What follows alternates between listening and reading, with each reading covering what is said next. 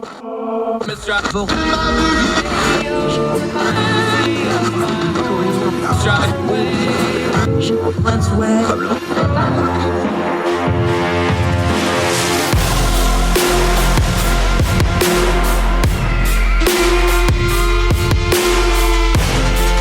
your host, Andrew Donaldson. This is Heard Tell. Welcome back to Heard Tell. Okay, one of my favorite people just to talk to in general, but he's also great on a lot of really intricate things because he thinks things through. Good friend Dennis Saunders back on the program. He's a writer. He's a commentator. He does other things.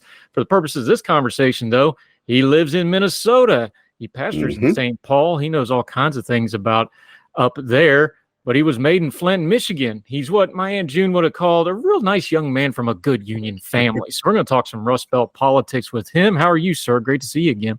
I'm doing okay. Good to talk to you. It has been a while. We've talked about this before in the aggregate, but just to focus on it, you grew up in Michigan. You were at a UAW household, auto workers, union home, that kind of an environment growing up. And now you're of the age where you've seen that change, the Rust Belt. We know electorally, Michigan, Wisconsin, Pennsylvania, Ohio is not really a battleground anymore. It's gone pretty red, but there's parts of it that still fit into this. You've seen it change. You've seen it go, and you've wrote about this extensively. You've seen it go from automaking and Sears to Amazon and a service-based economy that's had to recover from, let's just call it what it is, some industrial blight, really, if you want to put it that way. When you hear the term Rust Belt politics or upper Midwest politics or swing state politics, we're going to hear that nonstop from now till November. What does it mean for you? Because that is you. That is your background. That's what you grew up. That's what you live now. How's it hit you? Well, I think the way that it hits me is that it's about people who kind of have it rough going. They live in communities that may have once had a thriving industry, whether it's autos or some type of usually manufacturing, that's not the case anymore. And as you said, they are now, it's more of a service economy, and they're trying to do what they can to get by. And I think they are looking for candidates that will listen to them. I think one of the big mistakes, if we go back in time to 2016 with Hillary Clinton, is that she really did not pay attention to those Rust Belt states. And I think it gave the impression that the Democrats just didn't care, which is why I think Donald Trump was able to win all of those states, because she just never invested in them. And really until maybe it was almost too late. I think Wisconsin, she didn't even visit at all.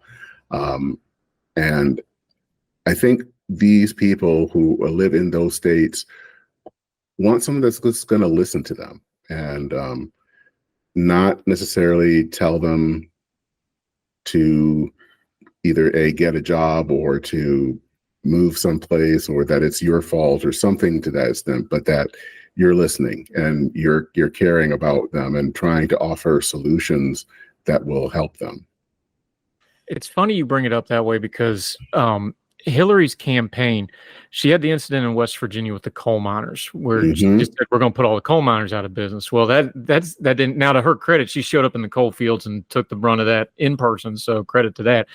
But she wrote an entire chapter of her book on that, on just that one incident in the What Happened book, a whole chapter just on that. She's not the only one. Al Gore goes to West Virginia. The state flips for the first time in 100 years Democrat. Florida doesn't happen. Al Gore's president. Hillary to Wisconsin. You can go through history. There's lots and lots of examples. You could argue Trump in 2020 didn't shore up a couple places he should have, especially Georgia, where he just totally went to bed. And then in the runoffs, it made it even worse when he basically told people not to vote and they lost both Senate seats. That quote, the history is replete with that. So as you're watching these two campaigns, Trump's on his third campaign. Obviously, Kamala Harris is on her first national campaign other than her primary campaign. What do you look for to see whether like that listening to thing is kind of a ethereal thing? Well, we want to be listened to. Well, they can't actually do a whole lot about it. So what does that listening to for these campaigns really mean, do you think?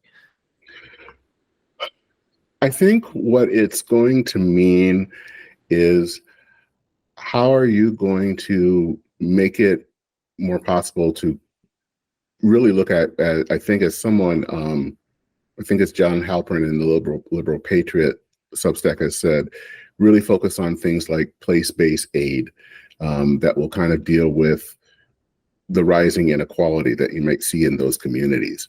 I think, obviously it's going to have some policy things. Maybe that means focusing on some type of industrial policy. I don't think it has to be a super heavy-handed. I don't think it should be something heavy-handed, but it has to be some idea of how are we going to help revive these communities, helping them in some way of either through active retraining that people like Glenn Hubbard have suggested. It's basically, these are the type of policies. But I think, and because everyone's saying it these days, everything is based on vibes, which I really hate talking about, but it's there. People also have to feel that you care. Now, the interesting thing, I think, is that I would say this election season has been kind of split in two. I would say, and the turning point was the RNC, the Republican National Convention. I would say going up until that point, the advantage would have been Trump. That people felt that Trump had cared more. I don't think he does, but I think that was how people felt. I think that has changed after Joe Biden dropping out and Kamala Harris taking his place, that momentum has changed and that people feel a lot different about that. So I think the vibes obviously has something to do with that, but then once you have those vibes, then you have to also focus on the policies. And what are the policies that will make a difference? What are the policies that tell people that you're listening to them and that you care? I think Harris visiting the states that she has signaled that to a point. Whereas I think now Trump, after the RNC, is really kind of distracted and focusing on everything else but what's been going on in especially those Rust Belt states. Yeah, Dennis Saunders, you bring up a point that I think is interesting, whether it's, manufacturing jobs in the Midwest, upper Midwest, the Rust Belt, coal mining in West Virginia. My thing when we talk about things like this, I think the people are way ahead of the politicians and the news coverage on this. Yeah. They know manufacturing's not coming back the way it was. Youngstown Sheet and Tube employing 20,000 people, that's gone. That's not coming back. Yeah. Detroit and the cities surrounding it, like Flint, where you grew up, where just, every factory had 5,000 working people in it. That's gone. Steel mills are not open hearth anymore. They're mostly people sitting in front of computers managing the machines, right? They're pristine. The manufacturing rhetorics from politicians. Biden's really guilty of this, but he's from the last generation, so I don't even blame him because he's saying what he's been saying for 50 years. I think the manufacturing talking point of we're bringing back manufacturing, I think the people are smarter than the politicians of understanding is like, okay, bringing back manufacturing doesn't mean bringing back massive amounts of jobs. Now, obviously, a big manufacturing facility will have, and this is what really killed the auto industry. It wasn't just losing the GM plant. It wasn't losing Lordstown and Youngstown. It wasn't losing, Buick and Flint or whatever the Flint plant was. It was all the suppliers that go into that plant. It was all the restaurants. It was all that. It's the whole ecosystem of manufacturing is gone, and you can't replicate that. Do you feel that in the Rust Belt where you live, like Minnesota, Detroit, places like this, they know it's not going back to that. So does the rhetoric need to change when they say manufacturing jobs to more service-based jobs or more tech jobs or manufacturing jobs, but honest about them, like they're going to be 50 to 100 jobs, not 500 to 1,000 jobs? That rhetoric needs to change. I think the people are ready for it to change. I don't think the politicians are ready for it to change. Well, yeah, and I think, like I said, I mentioned his name earlier, and I'll mention it again. It's Glenn Hubbard. He was an economic advisor under George W. Bush. And I think he wrote an interesting book, I believe it was called The Wall and the Bridge. And he is someone that I think would be considered a traditional kind of quote unquote Reaganite. So he's not someone that's out here talking about that we're going to bring manufacturing back to what it used to be, or talking about tariffs or anything. But he does think that there are things that can be done in these communities, and there are things that have to be done. And he kind of goes back to things that happened, especially around the Civil War with Abraham Lincoln and land grant colleges and things to that extent. And I think that's really what needs to be done, is focusing on retraining, retooling. Maybe it's not going to be the manufacturing plant that has, as you said, thousands of people working on it, maybe hundreds, but it does mean trying to, make and create a populace that is ready for that, and to retool those places. It's easy to try to say that you're going to, bring back things to the way that they were, say, in 1974 or something, when we all know that's not going to happen. But I think the question that people in those in Rust Belt states are wanting to hear, or the answer that they want to hear is to their question of what next. Because I think for a lot of them, and a lot of what the politicians haven't been doing, is really answering, either they haven't answered that question and just kind of ignored it, or they try to talk about trying to revive a past that isn't coming. But we have to provide an answer of some type. And the problem is that I think we've done a bad job, politicians have done a bad job in providing a good answer. And a good answer means coming up with some ideas of how to help these communities, and not just give them up for dead, not just tell people that they need to move to other places, but actually really finding out what is it that can be done, and how do we do something that's specific to those regions that can help them.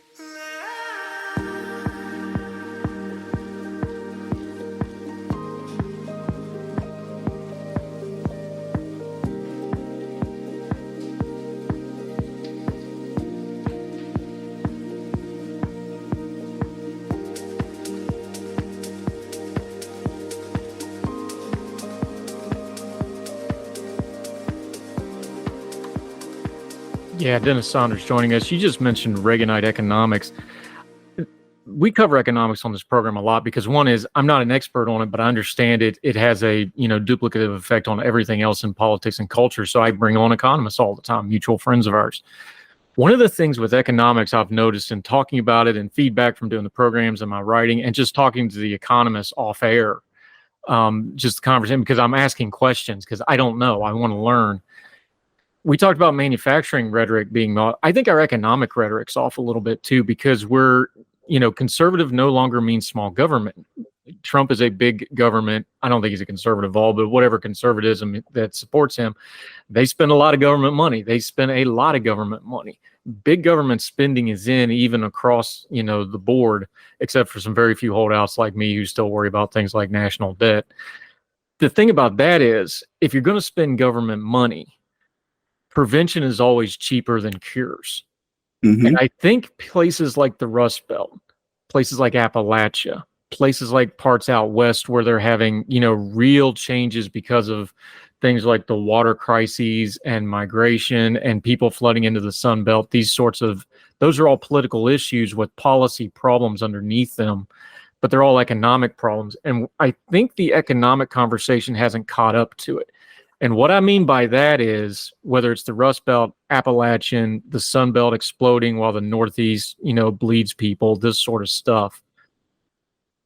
When we talk about economic rhetoric, we don't talk enough about, hey, this is the Rust Belt, but there are places that have done investment.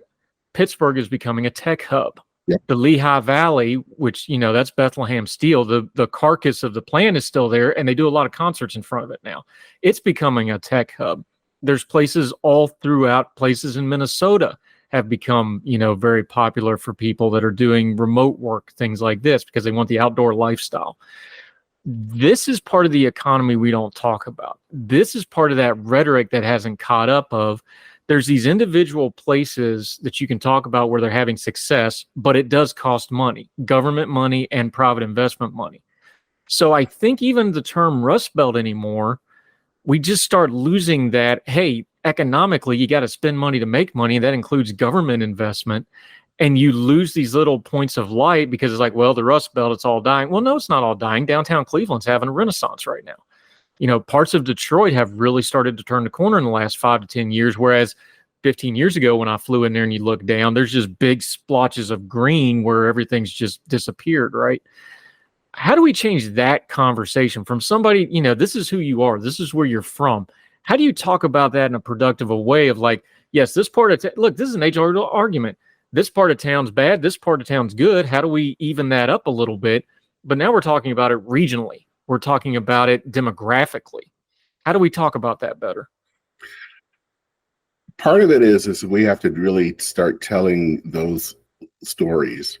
And I think that they are green shoots. They're not going to be some type of massive turnaround that brought everything back to, you know. I think you talked a little bit about the Lehigh Valley and Youngstown, and I think I remember the story about in 1977 about the closure of the steel mills in that area and how that basically cascaded everything downward. You're not going to go back to pre-1977, and I think sometimes politicians, but even I think the general public, want some kind of massive story where everything is back to what it was. But there are changes happening. But I think we just need to try to tell those stories more. Going back to the book by Glenn Hubbard, it's that he does do that. He tells stories about what's happening in Youngstown and other places where there are things that are happening. Even in Flint, the downtown, I mean, years ago, it was not a place you really wanted to go. And I think it has become more of a destination. Partially because they, you know, did things like they brought the farmers market downtown, where it had kind of been at the edge of downtown. They now have it right in the center. That has brought people into the city. There are other things like that happening, but it's. I think we just need more people telling those stories, and maybe telling them in. This is kind of where I think the media needs to be a part of it, is telling those stories in the media. Doing Substacks or something where they're talking about here's what's happening in Youngstown, here's what's happened in Pittsburgh, because I think people need to hear those stories. And I think if people hear those stories, then that might get to both the government and private industry to say, well, we need to invest in these communities, or that maybe we need to invest in our community. And here's what, if you know they did this, maybe we can do that. Try this instead. But it's really, we need people telling those stories. And again, I think this is really one of those places where the media needs to do that. We're good at telling negative stories, but we also need to tell stories of hope in a way. Not necessarily stories that have all a happy ending, but stories of people trying new things and trying different things in these regions. Because I think we just don't know those stories and people need to hear them. Yeah, Dennis Saunders joining us. I like the idea of telling stories. Part of the problem here when you're talking about the Rust Belt politics that we're going to get beat over the head with for the next couple of months is I think one thing the news media and commentators, and I'm a talking head sometimes too, so you can blame me for this as well. We don't do a real good job when we're doing electoral analysis of explaining that, okay, the poll numbers are one thing. Everybody's like, well, the polls are off, the polls are this and that. Well, because the polls are reflective of an electorate, and to win an election, you have to have an electoral coalition. And we don't do a good job about talking about the electoral coalition. But one of the defining features of the upper Midwest, the Rust Belt, whatever term we're going to use, is that changing electorate coalition. That's why you have these swing states, because they go back and forth. That's why you can have people that, you know, you have a red state with a blue governor, or you have the opposite. You have a blue state with a red governor. The electoral coalitions are how you win elections. If we're looking at the numbers of what's going on right now in those swing states, Michigan, Wisconsin, they're getting close again, but underneath it, what's really happening on the numbers is Trump's not actually moving. Kamala Harris, Vice President Harris, she's put back together the Democratic coalition that had fractured over the last 2-3 months under Joe Biden, under the concerns, and then it completely fell apart after the debate. She's put that back together, and now we're back to basically an even race in these races. That's polling wise and electorally wise what has happened. I want to go back to your experience, though. You grew up under the old electoral coalition, union workers, that sort of thing, blue collar Democrats. That's not the Democratic coalition in the upper Midwest anymore. It's not the blue collar workers. A lot of them went Trump wise. Talk about what the new electoral coalition is, because we talk about the polls and the culture war and the horse race, and we don't spend enough time about talking about what the actual coalition in a Minnesota, in a Milwaukee, in a Cleveland, in a, Detroit and Flint and these places in Michigan that are going to be contested, not Detroit, but the outer parts of Detroit will be heavily contested. What's the new coalition for Democrats that Kamala Harris is trying to put together actually look like on the ground from somebody that's from the Midwest? I think what the coalition that she's trying to put together is looking somewhat, that I would not say exactly like the Obama coalition of 2008. It's going to include, I would say, upscale white voters. It will include people of color. The one group that, I should also add kind of LGBTQ voters, but the one group that is going to be lacking, or at least could be lacking, would be working class voters. And that was actually an important part of the Obama coalition. And that actually made kind of a difference, and actually in some ways allowed him to win not once, but twice. And I think that is the concern going forward is, can she win enough working class voters? I'm not certain, maybe, and because that coalition has been steadily moving towards the Republican column, and sometimes Democrats have not done a good job of saying that this is an important part of the coalition. In fact, sometimes they have said we don't need that cohort to win. So, I mean, I think that is a real concern, is can she actually get enough working class voters to vote, to pull the lever for the Democrats? I don't know. I think that personally, that might have been more the case with Pennsylvania Governor Josh Shapiro, because I think when he ran in 2022 in Pennsylvania, he was able to win in a state that I think tends to lean more Republican, and was able to win with more working class votes. With Tim Walz as her running mate, I'm not so sure. Maybe he can. I don't want to say it's impossible. There are some indications it could work. So I don't want to totally rule him out. I just don't know if that's I think a key important coalition, part of the coalition that she needs. Whether this pick was I don't know if this pick was the right one to help get that yet. I guess we'll see in the coming weeks and months.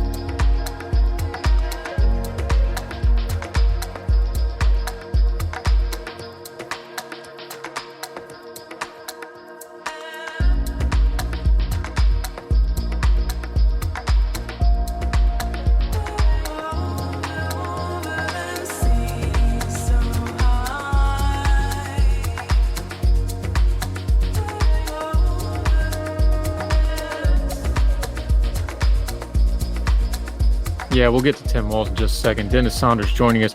Part of that coalition, though, is circumstance dependent. You just brought it up with Barack Obama. He might have beat John McCain anyway. He was probably leading in that race, but then the economic crisis of 2008 hit right in the fall of that, to the point that McCain made a big show of going back to the Senate to work on that and not campaigning for a few weeks, which, hindsight's 2020, probably not a great idea. when you have what we now understand to be a generational kind of movement going on. Obama may have won it anyway, but that was a factor. It was undoubtedly a factor. The economy is going to be a factor in this race. Right now, it's trending, despite that little panic a week or so ago that was mostly online panic and people needed to calm down a little bit. There's some good economic indicators. If the economy gets better, that's one of those things that drives working class voters. We already talked about a vibe election. I hate the term vibe, but it does explain it better than anything else we got. So until somebody comes up with a better term, let's use it. If the economic news is good, working class voters' economic news will greatly affect how they swing, especially people that maybe, the hold their nose and vote for Trump crowd. They like the cultural stuff, but maybe they don't like the personality, or they like, they did well during his presidency and they don't, whatever the case may be. Let's go to that side of it, though, because the circumstance is Kamala Harris is not running in a vacuum. She's running against Donald Trump. Just being not Donald Trump isn't going to get her over the hump to win this election, especially the way the Electoral College plays out. What is Trump's message, and is it hitting? Because I think the key to Trump is really going to be, does the cultural stuff and because he's not a policy heavy president. Sorry, he's not. He's a vibe president. Is that going to override being in year 9 of people that are just frankly getting Trump fatigue and maybe they just want to do something different? How is that playing in places like the Midwest? Because I don't think the national media has caught the part of this where there's just a fatigue with Trump, even among Trump supporters. How much of the old playbook of they're socialists, they're da-da-da-da-da is going to override that? Or is it just going to be Trump fatigue going to drag this ticket down the couple of points they need for Kamala Harris to win? I think that's the story in the Midwest and in these swing states that's not being covered.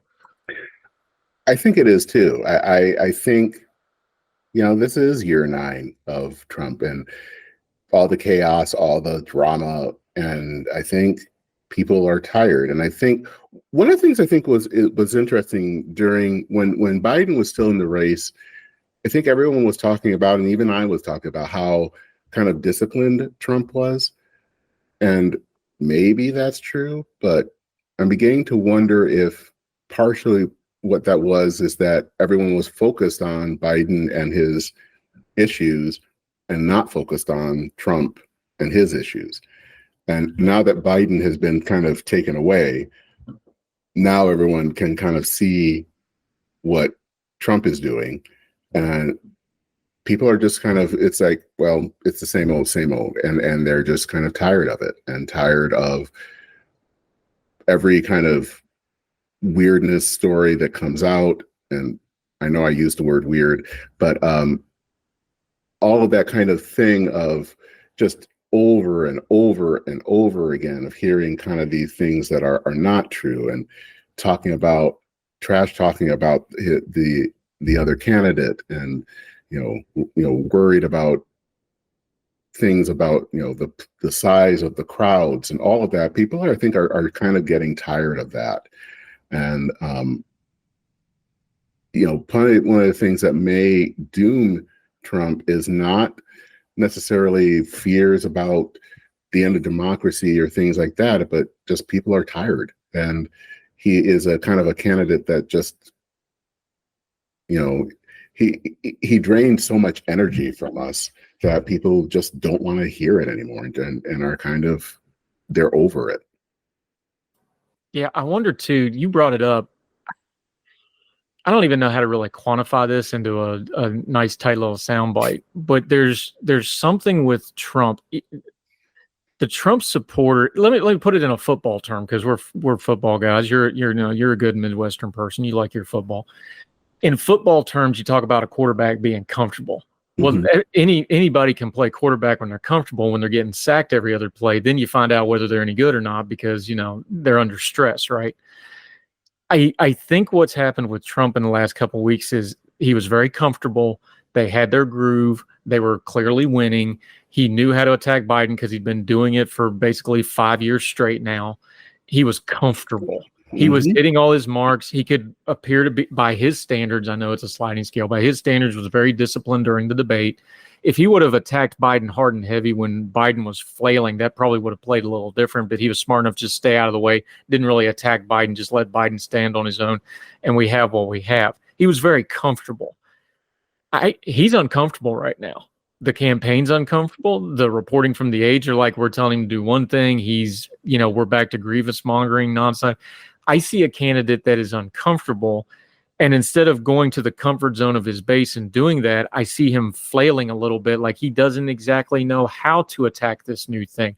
I don't know if it's because they were just in a groove and they didn't want to change midstream or whatever the case is. Does that metaphor work a little bit? Like, I think he's just uncomfortable right now and hasn't settled back in. I still think the Kamala Harris campaign needs to play like they're behind right now, because I think they're still behind. I think Trump's still the favorite to win this thing. But the pathway for her to win is much better than Biden's. And I think scares too much of a term, but it's made Trump very uncomfortable. It's thrown him off his game, and he hasn't really dialed in how to react to it. Is that a fair way to put it, you think? I think so. He didn't prepare. He didn't prepare for the possibility that the Democrats actually might get their act together and force Biden out. He was confident that they wouldn't do that. And that's really, I think planned his whole campaign on the fact that that Biden wouldn't leave, and that he would just have to be able to kind of coast to a second term. And so he never planned that things would change. And now I think someone has said somewhere he's in a phase where he's trying to throw spaghetti at a wall to see what sticks. He just doesn't know how to handle this at all, because he just doesn't, again, he just didn't prepare for this to happen, which is not surprising because he doesn't seem to be the type of person that plans on stuff. He just kind of goes with his gut. But he had banked on having Biden as his adversary, and he ended up not having that. And so he doesn't know how to deal with Harris at all. I think he's going to fall into something too, is in his mind, I think he's going to try to run back 2016 when he beat Hillary Clinton, because obviously, female candidate, all that stuff. He's not the candidate from 2016, and Kamala Harris has some real electoral weaknesses. She has some real problems. Nobody's heard her speak yet. I know us political folks have. The country hasn't heard her talk yet. And I've always said, I said with the Bloomberg thing, just wait till everybody hears him talk. This is going to end really, really fast. We'll see when she gets to the DNC. I think you wait about 2 weeks after the DNC, we'll know where this race is. I think there's a danger where he just thinks he's going to run back against Hillary, who, we're talking about Trump fatigue. There was Clinton fatigue that hurt Hillary. It wasn't just the woman thing, although I'm sure there was some people that just weren't going to vote for a woman no matter what. I'm sure there was a little bit of that. Really, it was she's not very popular, and people had seen her on TV for 15 years straight. That's what really hurt Hillary. And Trump was like, well, what the hell? Let's try this new thing. Trump's actually in the Hillary spot, but he's going to think that Harris is in the Hillary spot in this. I think there's a real danger that he gets in his mind stuck that this is 2016 and he tries to come off too hard and heavy, and it could hurt him, and he could blow this election that he should be winning right now. Yeah, and he's already doing it. I mean, that was that whole thing with the National Association of Black Journalists when he did that whole not knowing or that Kamala was black. I mean, he's coming in already kind of hot and heavy, and he just needs a few more of those type of situations where I those don't think are going to work this time, and will come back to haunt him. If he tries to do the stalking the stage, I talked to somebody about this, and they were like, if you try to do the stalk around the stage thing he did to Hillary, which was super effective, that was one of the most effective optics of that entire election. A lot of people didn't like it, but it worked. Where he just basically followed her around during that town hall. That was the one where she said, I'd put you in jail and all that. But Hillary's really unpopular, so you get away with that. If he tries to do that, and he's not the same candidate and he doesn't have the same energy now, if he tries to do that with Harris, and I don't know what the formats are, I'm really curious how these debates play out, because I don't know how he's going to respond to Kamala Harris. And I don't know how the general populace, not the diehards, not the base, how they're going to respond to how he attacks her. I think it's going to hit really differently. Yeah, and I think the other thing you need to watch out is how will Kamala respond? Because I think going back to 2016, I don't think Hillary responded well to Trump. And the way that she responded was kind of in this "I'm better than you, I'm smarter than you" kind of attitude. I think Kamala is different. She will not take any kind of gruff, and she will respond. I mean, I remember the vice presidential debate with Mike Pence.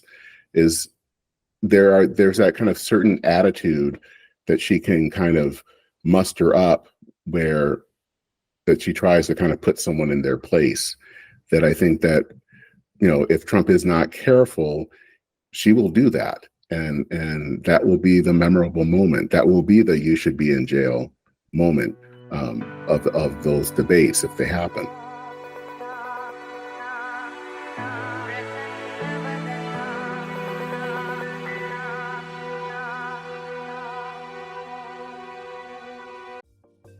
Folks, if you've listened to the Heard Tell program, you've heard our friend Gabriella Hoffman, but you need to make sure you're checking out her podcast, District of Conservation. It's a podcast exploring the nuances of true conservation efforts from DC and beyond. From topic discussions to exclusive interviews with conservation and energy newsmakers, Gabriella keeps listeners appraised of the latest news stories while elevating important voices. Listen to District of Conservation on Apple Podcasts or wherever podcasts are played. Folks, you've heard of Ethan Brown on the Heard Tell show a couple of different times, but if you're interested in learning about how to discuss things like climate change without all the politics and doom and gloom, head over to his podcast, The Sweaty Penguin. Sweaty Penguin is a late-night comedy-style climate podcast working to add nuance, critical thinking, humor, and hope to the climate conversation. They got over 100 episodes already, breaking down weekly news stories and specific topics, from the vanilla to the ADHD to the international accountability to orangutans. Yes, I know, it's a comedy thing, so just go with it. But each time, exploring different ways we can make progress on these issues while still helping the economy, health, security, and everything else we care about. Feel overwhelmed, exhausted, or excluded by today's climate change discourse? This is the podcast for you. Find The Sweaty Penguin wherever you get your podcasts or at www.thesweatypenguin.com.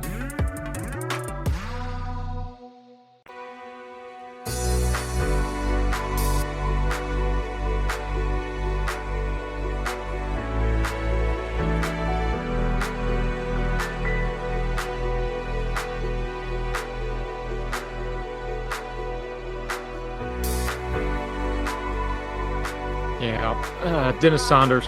Let's talk real quick about Tim Walz. He is your governor. There's been some talk about, let me preface this a little bit with, I think the VP selection can help. I think it can just not hurt. I don't think it makes a lick of electoral difference whatsoever as far as the actual votes of the VP. However, there's been talk about Tim Walz. He's your governor. You live there.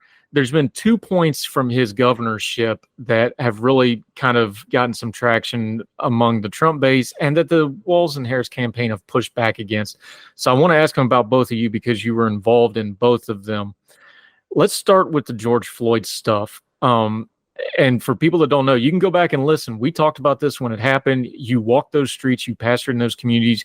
You were down there where the violence and the burning and all that happened. You're there. That's your community.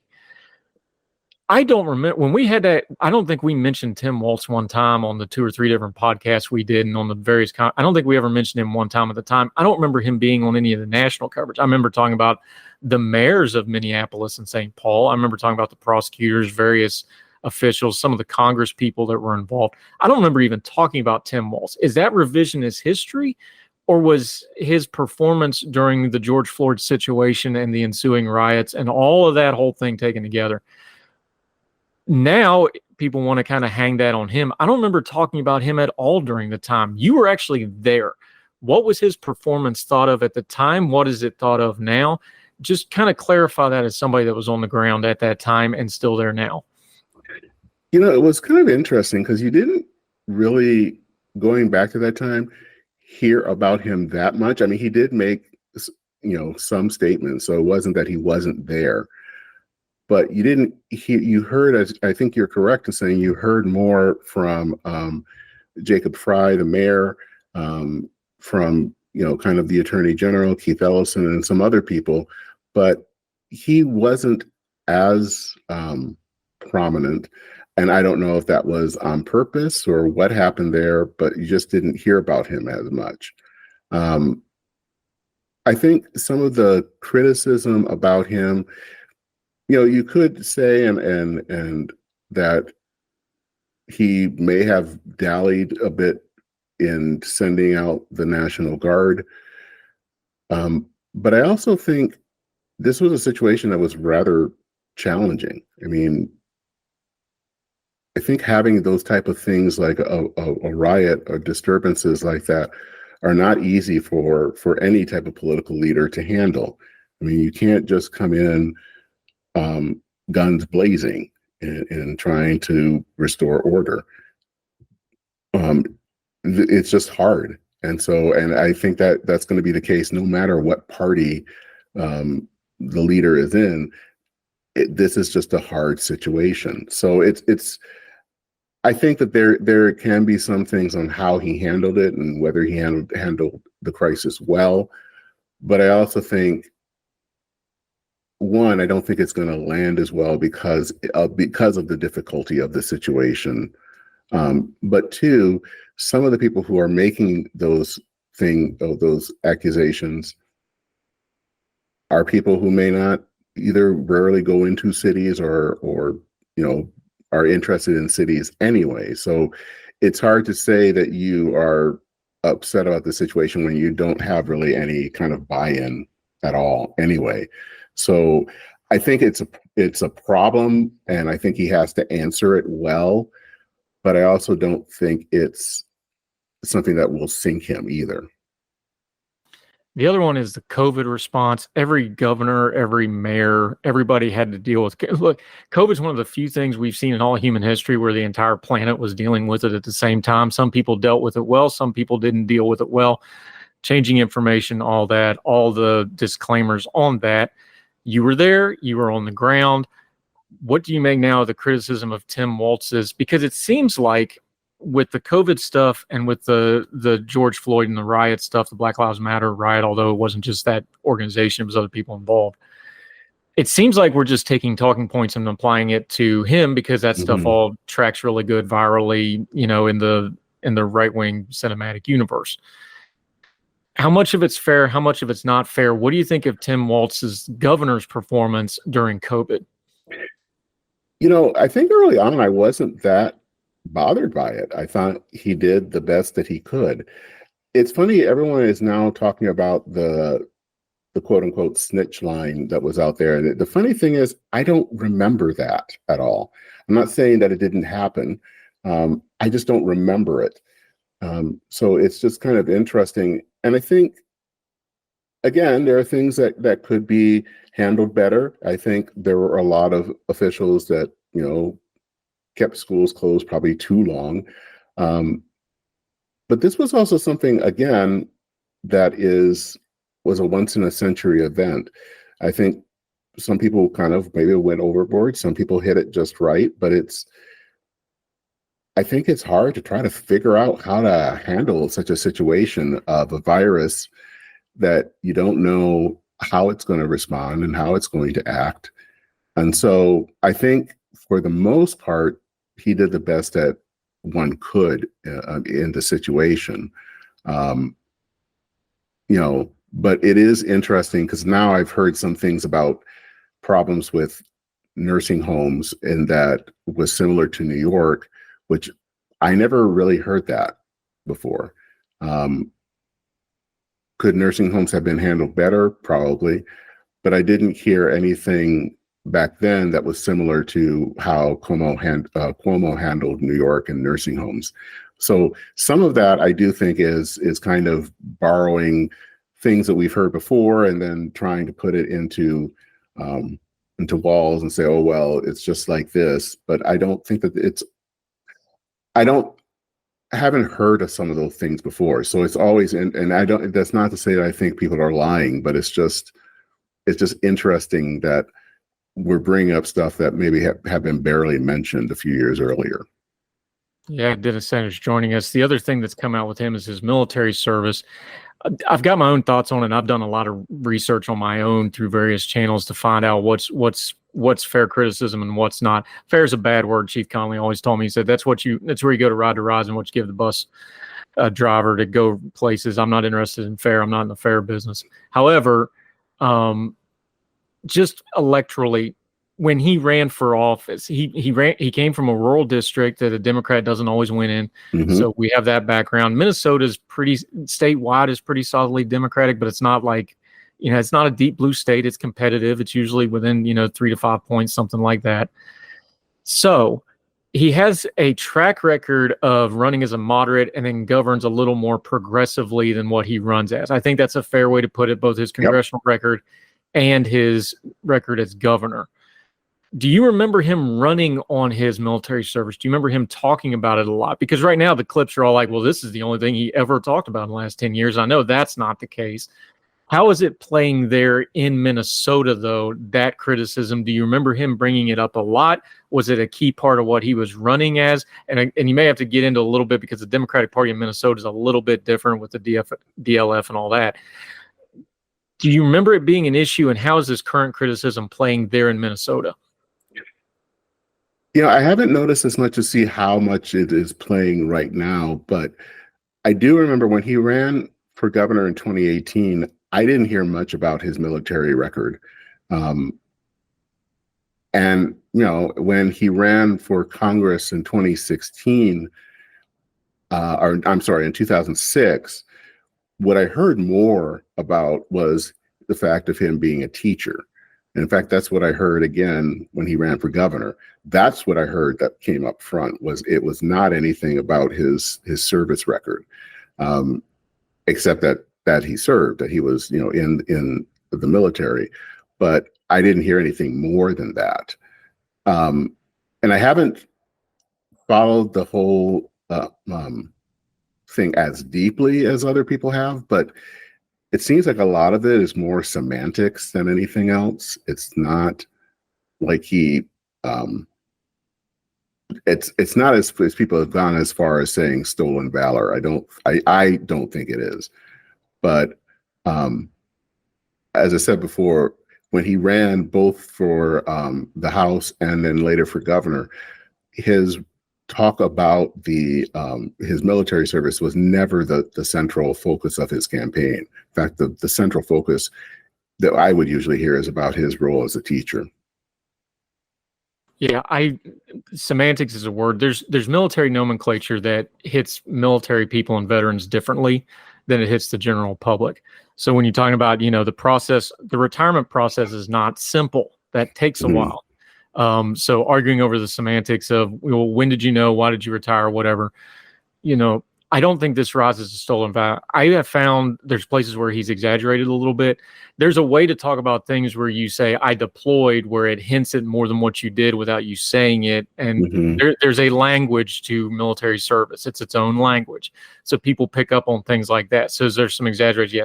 I found most of what he has said, like somebody else said something and then he didn't correct them. Well, if you're at a podium or you're on a dais or you're being introduced or something, yeah, should you correct it? Probably. Is that like, correcting when you're a guest in somebody's house and, well, that's not the time to bring that up. I can see that one going both ways. The retirement thing, I'm having a hard time cracking a guy after 24 years when he'd already planned for about a year and a half. Did he know about the deployment? Probably. In the job he had, he probably knew it was coming. He probably didn't know exactly when it was coming. He had clearly planned on getting out. So that one doesn't bother me all that much. And that's coming from somebody who I deployed in 2005, I deployed in 2007 to Iraq, and my enlistment was up in 2006, and I re-enlisted a lot because I just couldn't live with it. I'm like, all right, everybody's going in 2007. I'm not stepping off in August of 2006. We're going. But that was me. That was my personal decision. So that's my background on that one. The retirement thing doesn't bother me that much. Some of the stuff he said, they're conflating because he did go to Afghanistan as a member of Congress on fact-finding stuff. So some of these clips you got to parse through. So my thing is, if you want to judge on the exaggeration and the embellishment, I think there's a there, but I don't think it's a hanging offense for somebody that did 24 years.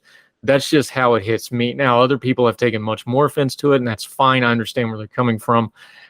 On principle, I don't disagree on them. But then I've got Trump Trump and Vance, who was pumping up Majewski in Ohio, who was lying about everything. Yeah. Mm-hmm. The dude was throwing bags and got busted down to E2 when he got put out for misbehavior. Like, I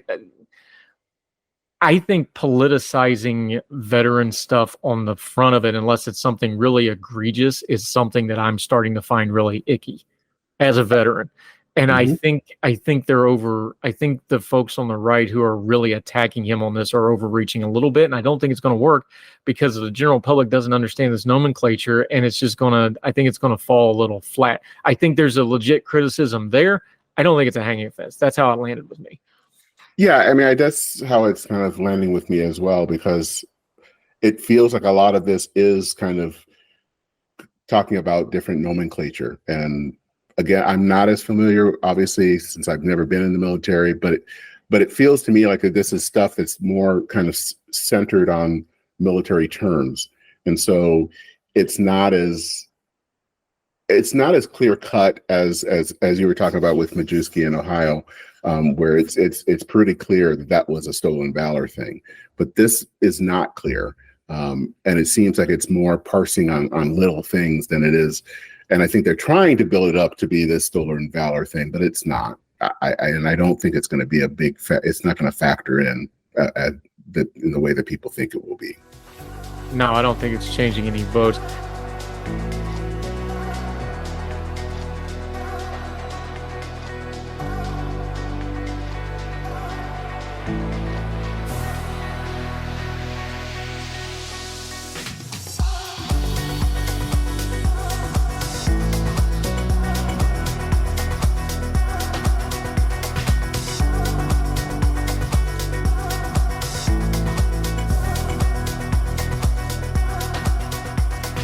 Having said all that, as a constituency, fair and unfair. What is some fair and unfair criticism of Tim Walz that you've seen? We've covered some of the unfair ones already, though. What's some fair criticisms of his governorship that would apply? Because look, if vice president may not vote, but they are a heartbeat away from the presidency. God forbid anything happens to Kamala Harris if she's president, he would be president. So he has executive experience as a governor, which traditionally is something that you can, scale up to the presidency. What's some legitimate criticisms or things that you would like to see him change or clean up if he was president, or you would be worried about if he became president?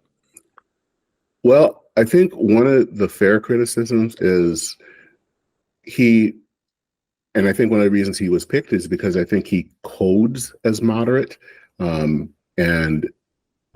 his kind of everyman persona that he has, which I think is actually real. I don't think that's a put on or anything. It is real, but he is far more progressive than people might assume, and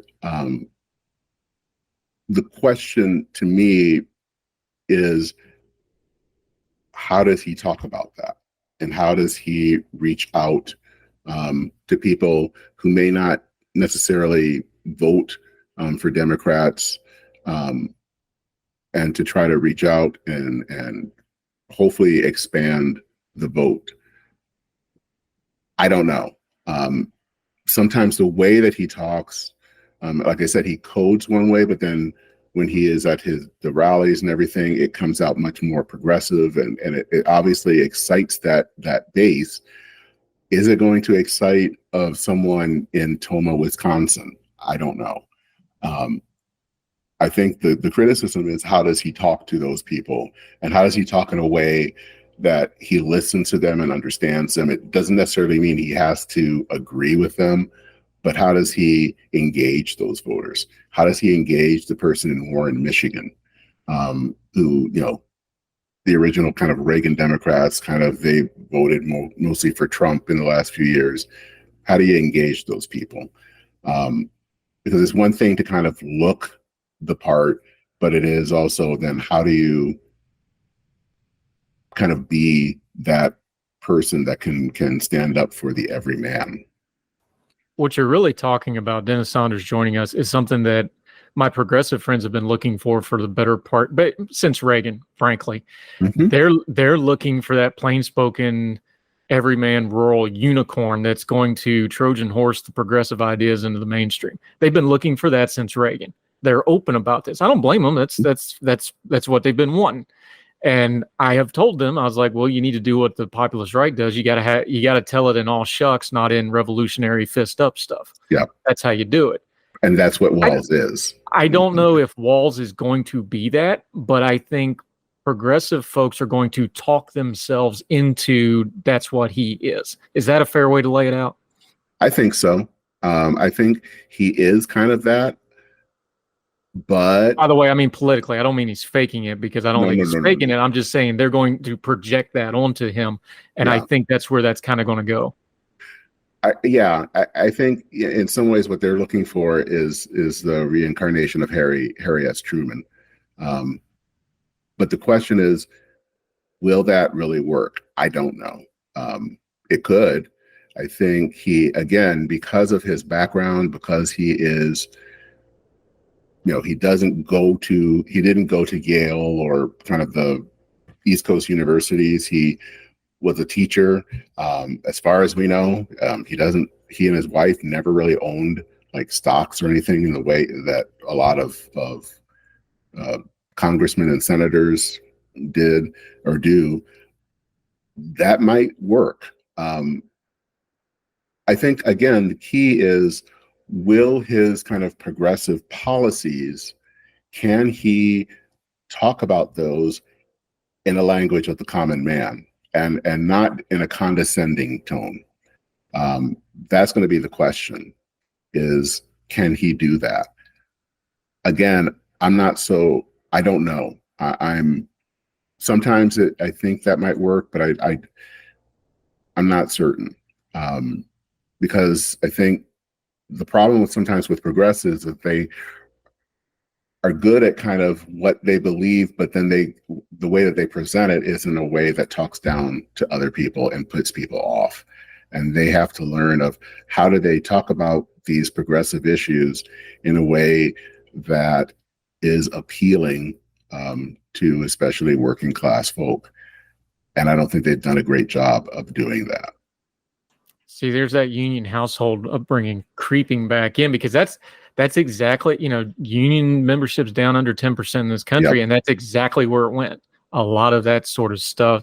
Dennis Saunders. Okay, one more thing on this and we'll let you go though. But the obvious counterpoint to Tim Walz is going to be JD Vance. I'm not going to waste everybody's time on my JD Vance hot take, because that's well documented at this point. However, I'm very much looking forward to this debate, because it is a contrast of styles. It's a contrast. You just mentioned it. Walz is not only we talked about the military stuff. He'd be the first NCO. All other military members of high office have been officers. Mm-hmm. Some of them started as NCOs and bumped up, but he'd be the real honest non-officer ever. He's the first one since Jimmy Carter that's not have a background in the law. Lawyers have taken over everything. So that's a very interesting piece of this too.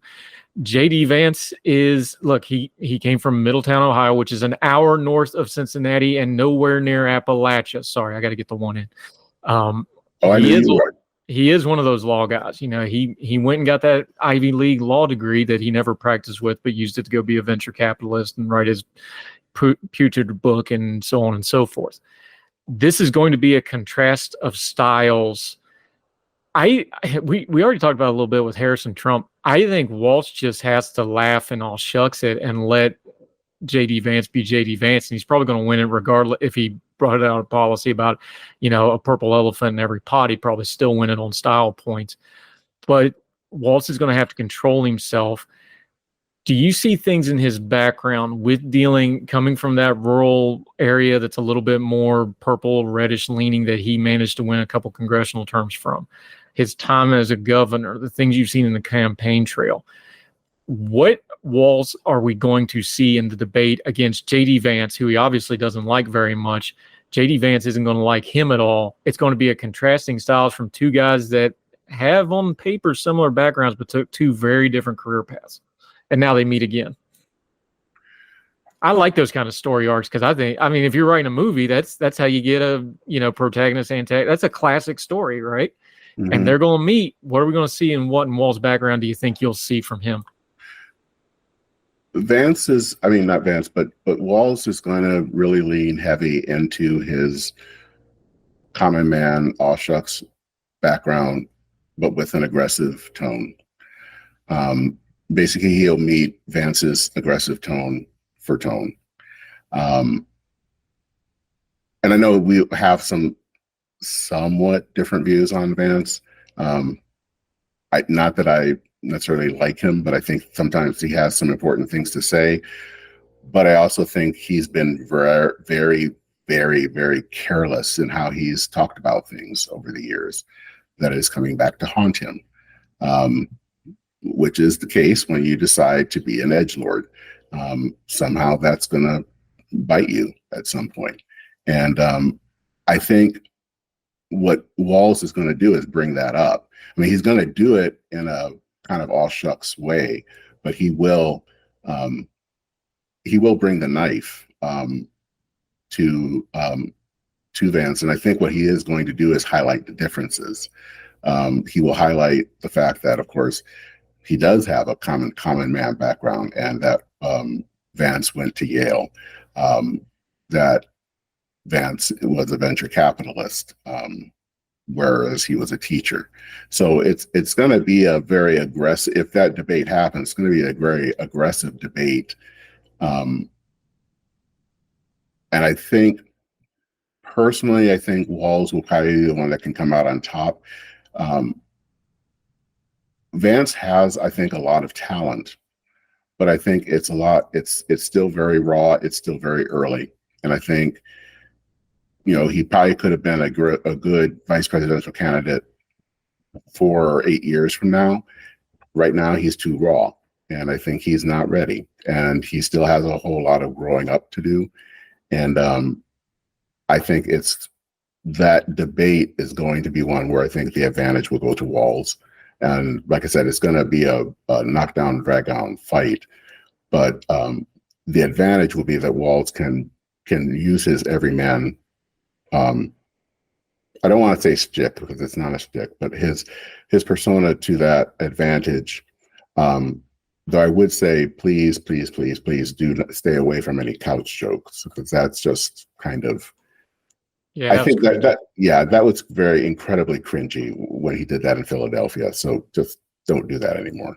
I think that was a flare just to let people know that he's aware of it. Mm-hmm. I hope he stays away from that. But I think the one thing about it, look, my bias against JD Vance, I'm upfront about it. So you were gentle in saying that we disagree on him. The man was drowning. I'd throw him a center block, but I'm kidding. I don't want him dead, but just injured. Walz can do charming. Vance, every time Vance tries to do charming, it comes off weird. I hate to see. I did it again. I don't want to use that term. He has that edgelord tech bro thing. Yep. Where the harder he tries to be, Trump does this too. But Trump is such a personality, he gets away with it. The thing with Vance is he's got that tech lord oligarch thing where the more he tries to be charming, the worse it is. Mm-hmm.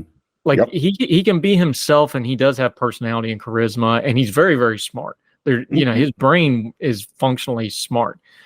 His decision making is bad, and his people skills are off. And it's because he's boxed himself in with all the MAGA stuff. He doesn't know how to get back out of it because his background is not in that. He came up against Trump. He came up speaking out against populism. So now he's boxed himself in. The more charming he tries to be forcefully, it comes off forced and it doesn't seem.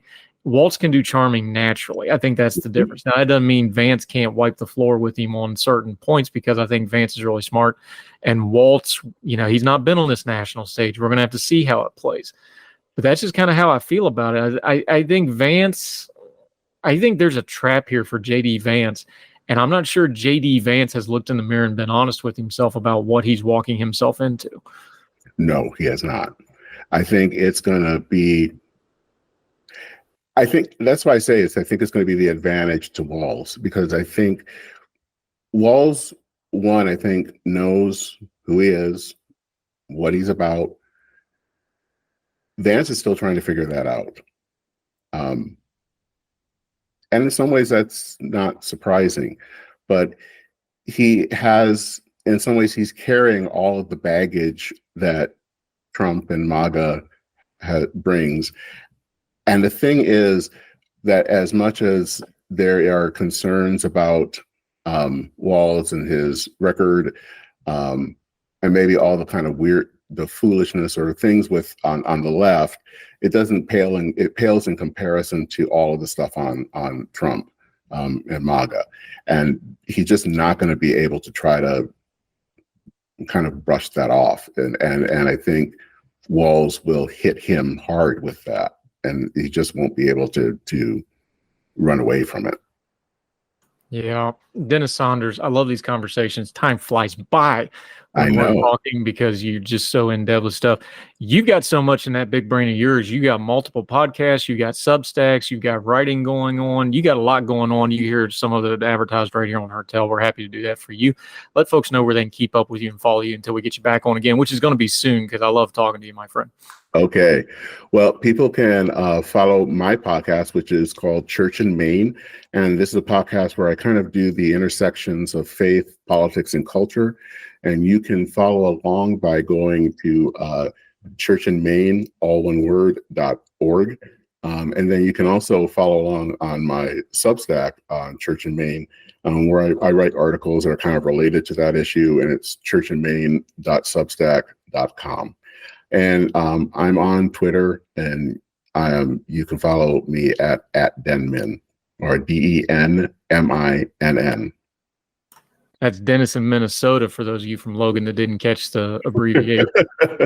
We love Logan. I'm just kidding. That's a long-running joke between my dad and his best friend for years and years. So we love you, Logan, but we're going to always make fun of you because we kid those that we love.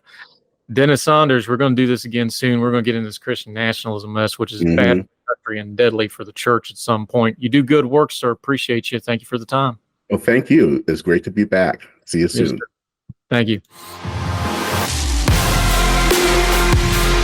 All the music on Hertel is provided under a Creative Content license from monstercat.com.